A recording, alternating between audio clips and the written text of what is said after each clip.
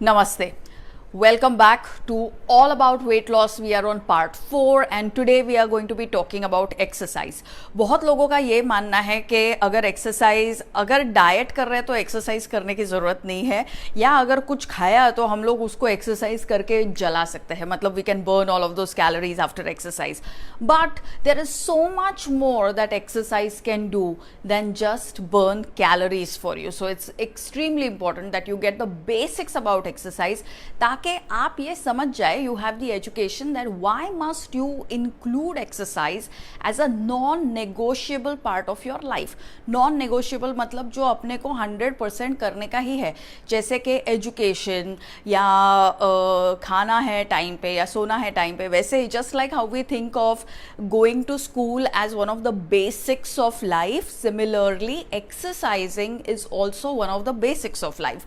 Now you know, a lot of us tend to say these kind of things कि मेरा metabolism slow down हो गया है, or now my metabolism has slowed down. In 20 I could do anything, but in 40 my metabolism is slowing down. But does metabolism really slow down? So I'm going to teach you 4 important concepts about exercise which will educate you about how you should be planning your exercise every week. ठीक है, तो number 1, क्या metabolism slow down होता है उम्र के साथ या मोटापे के साथ या आफ्टर प्रेगनेंसी या अराउंड मेनोपॉज और any of those things? No, metabolism doesn't slow down. Metabolism हम लोग का जो है वो हमारा बर्थ टू डेथ सेम ही रहता है. Okay, but there are 2 processes which contribute to metabolism and they are called as anabolism and catabolism. Anabolism मतलब जहाँ पर आप जो भी खाते हो बॉडी उसका body is in an anabolic mode, मतलब बॉडी उसका कुछ अच्छा बनाता है, बोन बनाता है, मसल बनाता है, नर्व कनेक्शंस बनाता है, आपको तंदुरुस्त रखता है, आपका डाइजेशन अच्छा रखता है, all of those things.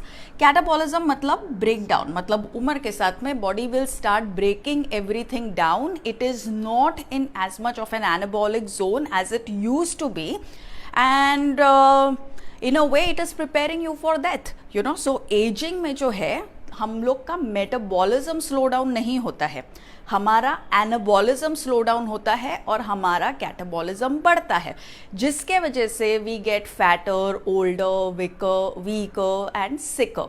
If we want to get leaner, fitter, stronger and younger, then we must do things to keep our anabolism high. कैसा रखेंगे anabolism high? With the stimuli of exercise. So we will come to that. But to give you another example of anabolism and catabolism, आप सोचिए 20 years ago if it was raining, because this has happened to me. 20 years ago I went on a trek to Bhima Shankar. Karjat station से सुबह उठ के हम लोग भीमा शंकर पूरा चढ़े थे. It was raining a lot and I still remember that day that on reaching Bhima Shankar, me and my friend, we ate at least 7 plates of कांदा bhaji and 25 cups of tea. आज अगर मैं वो 7 cups of कांदा भजी के बारे में सोचूं तो भी खाने के पहले ही मेरे को मालूम है that now I will not be able to digest it.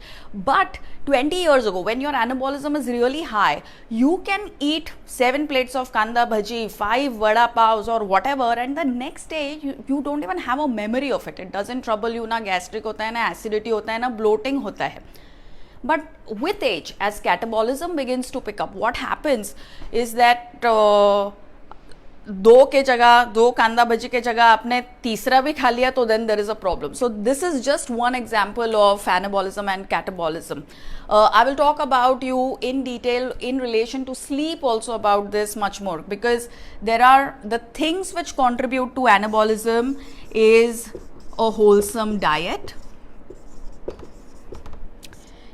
regular exercise and regulated sleep.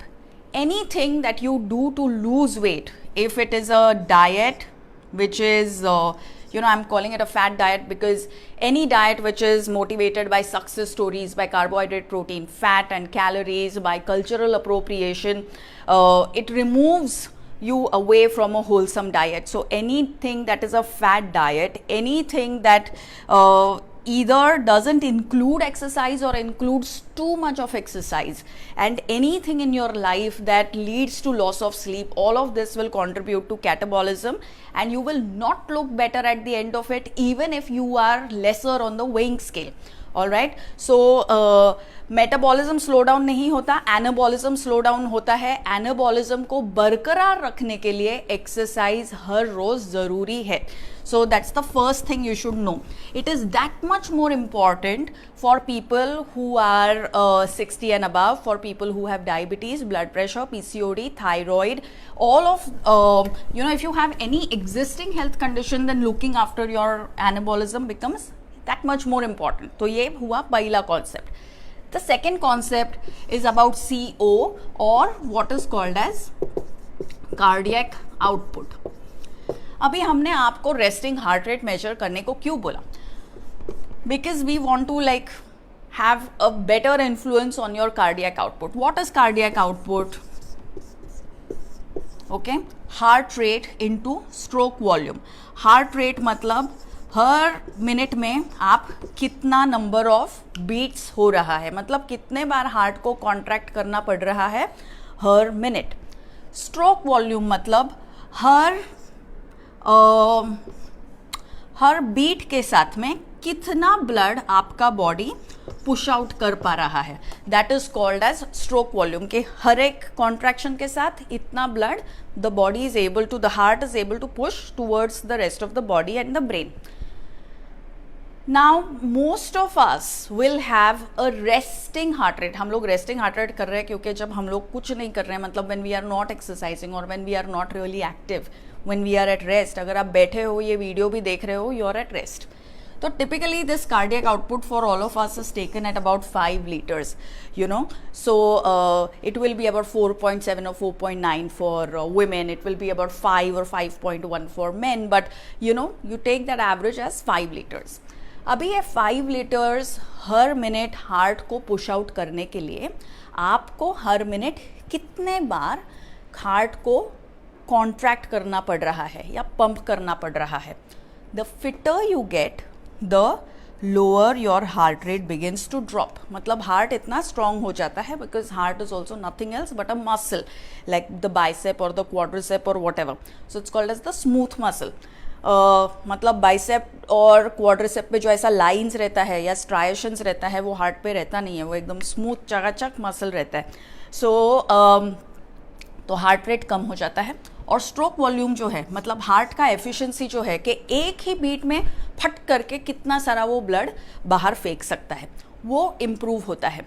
If you are eating correctly, if you are sleeping correctly and if you are exercising correctly, then over a period of time your heart rate goes down at rest. Okay, that's one thing that happens. Now what does exercise do?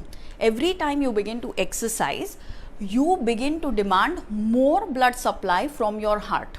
You मतलब कौन? आपका working muscle group. So if you start climbing up the stairs and stuff like that, your legs demand more blood supply. More blood supply, more oxygenation. अभी पहुँचाएगा कौन उसको more oxygen and more blood? The heart will पहुँचाओ it. How does the heart पहुँचाओ it? Because by increasing heart rate. तो क्या हो जाता है that once you begin to exercise, then your cardiac output, मतलब the liter of blood pumped out per minute has to begin to go up to meet the demands of the working muscle. तो ये 7 से लेके 15 litre तक आपके heart को हर minute बाहर फेंकना पड़ता है, just so that you are active. Now your heart rate has to go up. Obviously your stroke volume will also have to go up to match the demand. How well will you tolerate exercise depends on how strong your heart is. To tell you, all right. So when the doorbell rings and there is a child at your home, the child will run and open because they are, उनका cardiac output match कर रहा है उनके working muscles के demand को. अगर आप बैठे और बेल बज गया तो आप पहले ढूंढते हो कि कौन खोलेगा, मुझे क्यों खोलना पड़ रहा है, और फिर आप बहुत ही reluctantly दरवाजे के तरफ जाते हो. That means that your heart is not keeping up with the demands that you are imposing on your muscle. Similarly अगर लिफ्ट बंद है तो आप आपके फ्रेंड के घर पे नहीं जा रहे हो, उसका मतलब यही है that you are unable to keep up with the imposed demand. So your heart will also improve with exercise, which is why you're counting the resting heart rate. Okay, so when you're doing your diet well, what begins to happen is your tolerance to exercise improves. अभी tolerance to exercise हम लोग बोलते हैं, इसका मतलब ये नहीं है कि आप सिर्फ जिम और पिलाटेस क्लास और योगा क्लास में you begin to do better, but on a day to day basis you begin to do better. You do much better in terms of whatever that you have to do in the day, whether it is climbing up the stairs, whether it is running to catch a train, whether it is going from one terminal to another, without missing a flight. Yes, सब कुछ you are able to do without getting tired. That is what fitness is supposed to do. It is supposed to keep you fit okay, and efficient, to live your life in a better manner, in a healthier manner. The third concept that we need to know is the concept of RPE. RPE or rate of perceived exertion. अभी ये मैं आपको काय के लिए समझा रही हूँ, क्योंकि एक्सरसाइज में हमारे पास बहुत सारे मिसकंसेप्शंस है. सो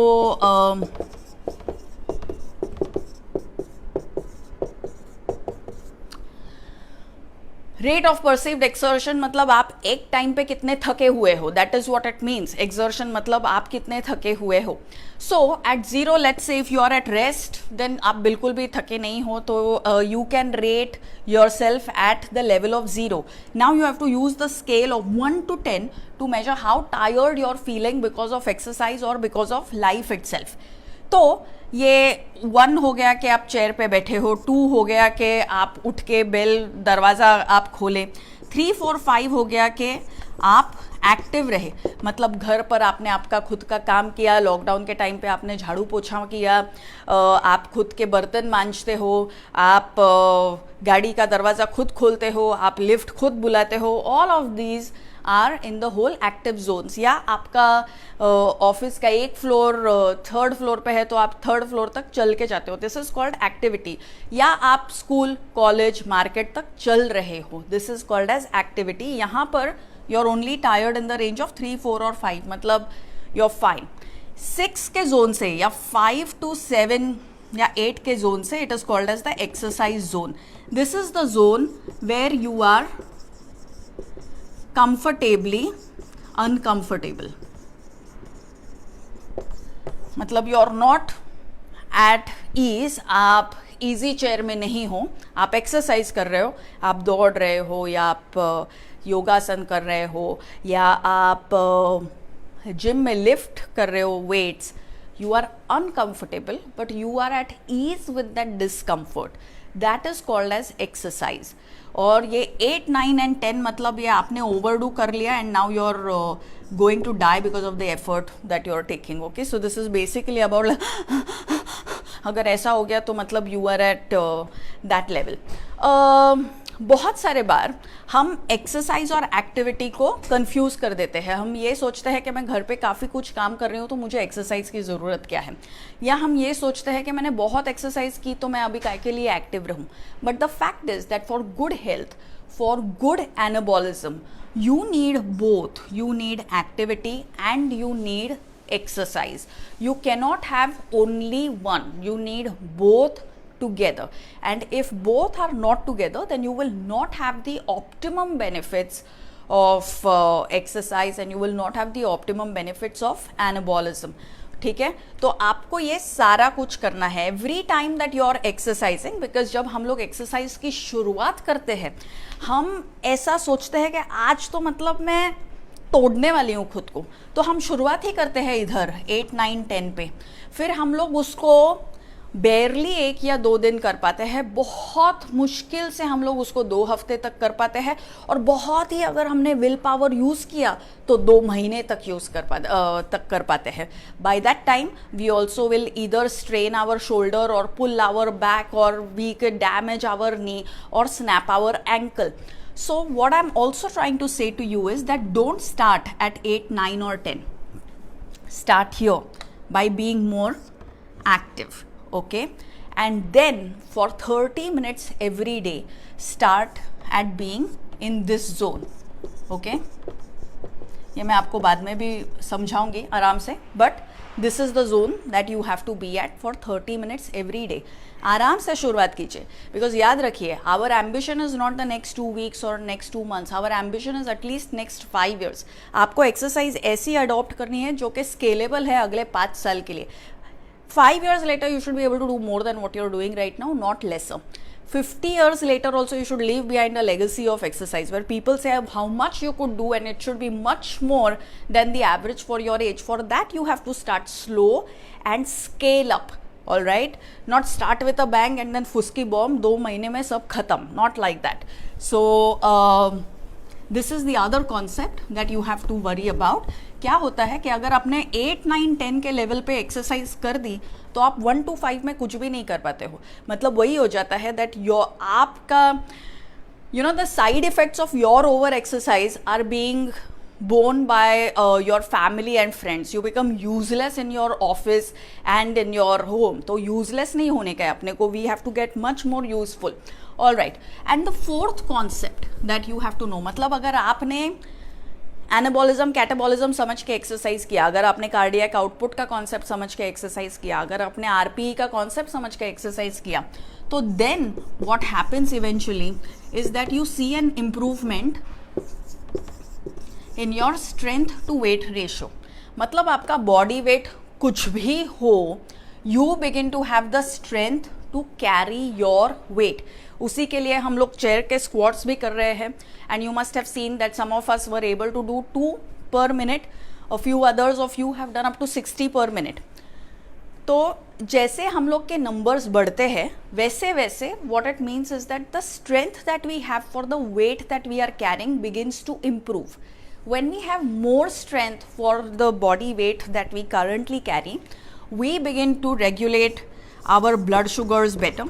तो ब्लड शुगर इम्प्रूव हो जाता है, ब्लड प्रेशर इम्प्रूव हो जाता है, ट्राइग्लिसराइड्स लेवल में आ जाते हैं, बाल, स्किन, नींद, everything begins to improve. Digestion, constipation, bloating, इसका नाम भी आप नहीं लोगे दिन भर once your strength to weight ratio goes up, which is why total body weight is not important. Most diets that you adopt may get you to lose your body weight, but they also make serious compromises on your strength. तो आपका strength to weight ratio खराब हो जाता है, जिसके वजह से in the long run आपका blood sugar, blood pressure, triglycerides, skin, hair, sleep, stress, everything goes out of whack. So you need to adopt methods which improve strength to weight ratio. मतलब क्या? मतलब आपका weight जितना है उतना ही रहेगा तो भी चलेगा, but what you're able to do with your body, that has to improve. You should be able to climb up stairs, you should be able to squat, you should be able to sit down and get up, you should be able to do everything on your own without feeling unduly tired. I'll tell you a small story. एक बार I had gone on a trek in one area called Rupin Supin. तो हमारे साथ एक we had one more person who was trekking with us. His name was Mushtaq Bhai. He was 125 kilos. He was 125 kilos. The rest of us were maybe in the range of 50 to 65, 70 kilos. तो हम लोग बाकी सब लोग जो है वो सब लोग सोच रहे थे अरे ये मुश्ताक भाई कैसे ट्रैकिंग करने वाले थे, 125 किलोज के हैं. But finally what happened is that when we actually started trekking and we had to go up the slopes and down the slopes for hours and hours together, 5 घंटा एक साथ, 7 hours एक साथ, Mushtaq bhai could do it very easily, and the rest of us who were at 78 kilos, 68 kilos, 54 kilos, किसी का नी दुख रहा है नीचे उतरते वक्त, someone is out of breath ऊपर चढ़ते वक्त, but Mushtaq bhai was cool. And you know what that means is that he could be 125 kilos, but he had the strength to carry his 125 kilos. So going up he had no problem, coming down he had no problem, but the rest of us at 60 kilos, 70 kilos, 80 kilos, we could be having a strength to weight ratio of something like this, and which is why we were all getting stuck going up the slope and down the slope. उसके बाद में हमने उसको पूछा कि मुश्ताक भाई अब इतना आराम से कैसे चल पाते हो without huffing and puffing. So he said, listen, I'm a farmer by profession, और हर रोज I walk around in my fields for about 5 to 7 kilometers because that was the nature of his work. Now of course most of हम लोग का nature of our work क्या है, कुर्सी पे बैठना और कुर्सी पे बैठना, nothing else. So strength to weight ratio is also extremely important. तो बॉडी वेट मेजर मत कीजिए. This is the reason why we are telling you that don't stand on the weighing scale. खुद के पैरों पे खड़े रहिए and feel how light you are feeling. Okay, track पे जाने का जरूरत नहीं है, खड़े रहोगे तो भी पता चलेगा कि कितना लाइट आप फील कर रहे हो. All right, long story short, finally करने का क्या है मेरे को लाइफ में. So you need to remember that fitness is of 4 S's. Okay, so strength, stability, stretching and stamina. अगर एनाबॉलिज्म हाई चाहिए, अगर strength to weight ratio improved चाहिए, अगर कार्डियक आउटपुट इम्प्रूव्ड चाहिए, then the exercise that you're doing on a weekly basis should be representative of strength, stamina, stretching and stability. Strength, stamina, stretching and stability. उम्र के साथ हम लोग का strength और स्टेबिलिटी कम हो जाता है, हमारा स्ट्रेचिंग का एबिलिटी भी कम हो जाता है, over a period of time हमारा स्टैमिना भी कम हो जाता है. But you must have seen this that let's say at 50 you are able to walk 5 kilometers at a stretch, but you are not able to run for even 5 minutes at a stretch. That is because stamina तो आपका बरकरार है, पर उम्र के साथ आपका strength चला गया, स्टेबिलिटी चला गया. Now it need not be like this. So broadly अगर हम लोग डिवाइड करेंगे तो stamina is all about going for a morning walk, going for a morning run, cycling. So typically हम लोग जो कार्डियो बोलते हैं, all that is in the range of stamina. Typically जो हम लोग stretching exercises warm up and cool down में करते हैं, all of that comes in the range of stretching and also stability if you are doing it correctly. Strength training is typically the gym workout जो आप करोगे तो it will actually lead to muscle building and muscle strengthening. You need all 4 for improved blood sugar, blood pressure, fitness, weight loss, long term and stuff. But if there is one exercise which will actually look after all 4 of them and stimulate all 4 together, then of course it is yoga. But then you need to do the yogasans the right way. Instagram और Facebook वाला योगा नहीं, proper correct class में सीखा हुआ yoga where there is attention paid to the technique of every asana and not just ye karo wo karo and whatever karo. So these are the 4 S's that you need to look out for. Now to build these 4, okay, तो strength, stamina, stretching, flexibility ये उम्र के साथ चला जाता है. उसको पकड़ के रखने के लिए अपने को उसको बॉडी को स्टिम्युलाई देना पड़ता है कि देखो देखो देखो मैं बॉडी को वापर रही हूँ, तो इसको रखो, उसको जाने मत दो. That is only called as keeping your anabolism high. Catabolism high मतलब हाँ मैं गुड हेल्थ के साथ पैदा हुई थी but now I am going to do everything in my life to ruin it, मतलब catabolism. Okay, so now how do you stimulate your body to keep strength, stamina, stability and all of that, all the 4 S's? by exercising every day. तो exercise का dose हर रोज कितना? At least 30 minutes every day और at least 3 hours per week. You know, every time I'll post something about Reigns में भजिया खाओ या पूरन पोड़ी खाओ या श्रीखंड खाओ एंड स्टफ, सब लोग मेरे को जो नेगेटिव कमेंट्स आते हैं उसमें यही रहता है, उसके बाद में ये 3 घंटा एक्सरसाइज कर रही होगी, ये तो वो किसी को भी नहीं बताती है. अरे बॉस बता तो रही हूँ, हर रोज बता रही हूँ, but what you have to understand is 3 घंटा हर रोज नहीं, 3 घंटा हर हफ्ता, every week 3 hours of exercise.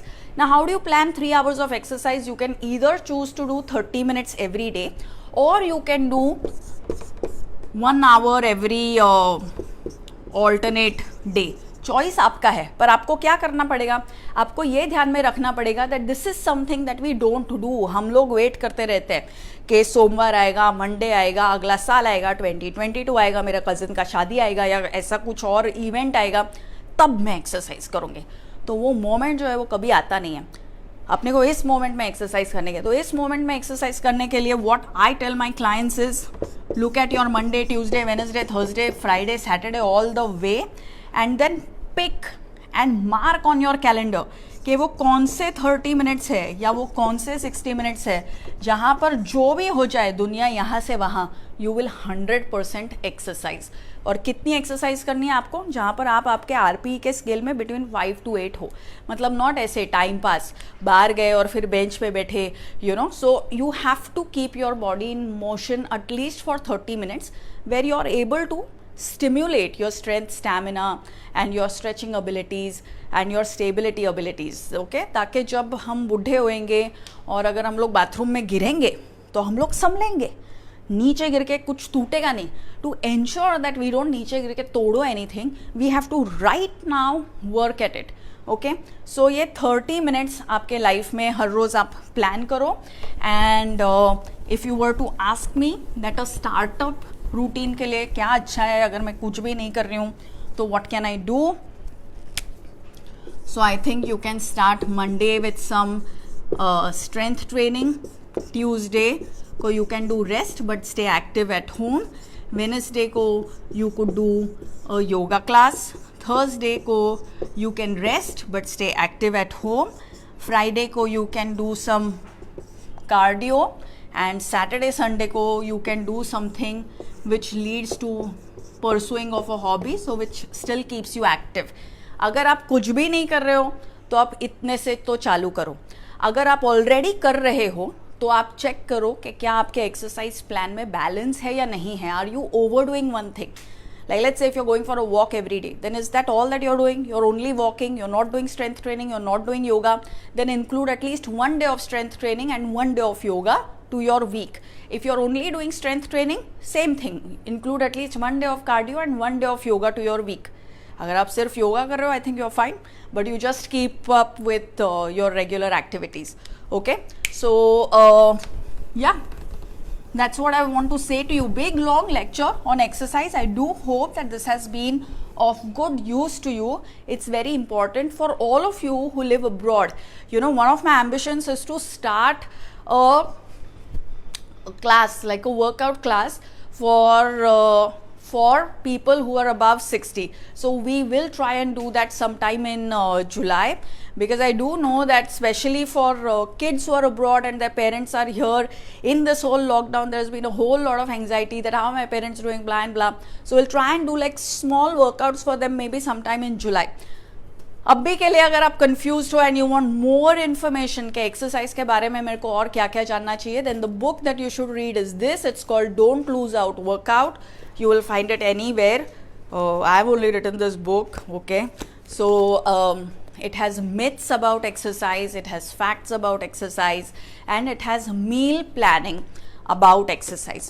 If you want to know everything about yoga, don't know where to start, then the book that I would recommend, of course, is Light on Yoga by B.K. Iyengar.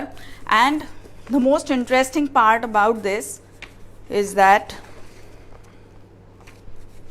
देखिए, it basically gives you a yoga course. तो हर हफ्ता आपको क्या करने का है वो इधर लिखा हुआ है. It also has page numbers, so you know that week 1 में आपको क्या करना है. You can just go to that page number, read the asana and start with practice. Because क्या है कि किधर से तो आपको शुरुआत करनी ही है, and this is a good book for you to pick up and start off with your exercise. All right, so I think that is all that I'm talking to you about today. And tomorrow I'm going to talk about the role of rest, recovery and sleep in getting you to lose weight in a sustainable fashion. Because the idea is that you lose weight consistently in a way that keeps you healthy, happy, allows you to enjoy your food and make the most of your daily life. Thank you very much for watching.